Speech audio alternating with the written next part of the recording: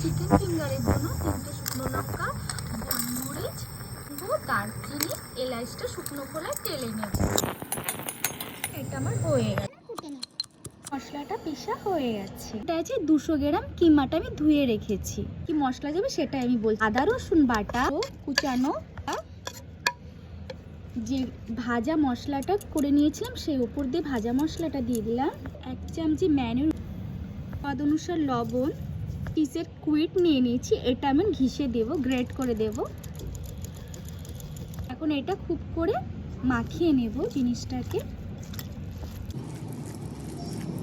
সব ম্যাশ করে নিয়েছি, কত সুন্দর হয়েছে। 2টো ডিম ফাটিয়ে নেব।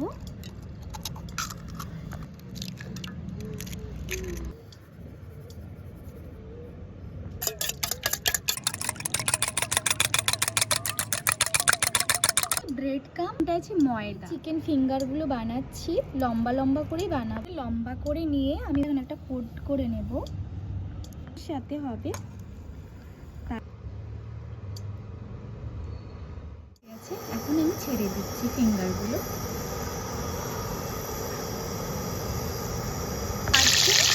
দেখতে পাচ্ছি ফ্রাইটা হয়ে গেছে। প্লিজ আমার পেজটিকে ফলো করবেন, লাইক করবেন, শেয়ার করবেন।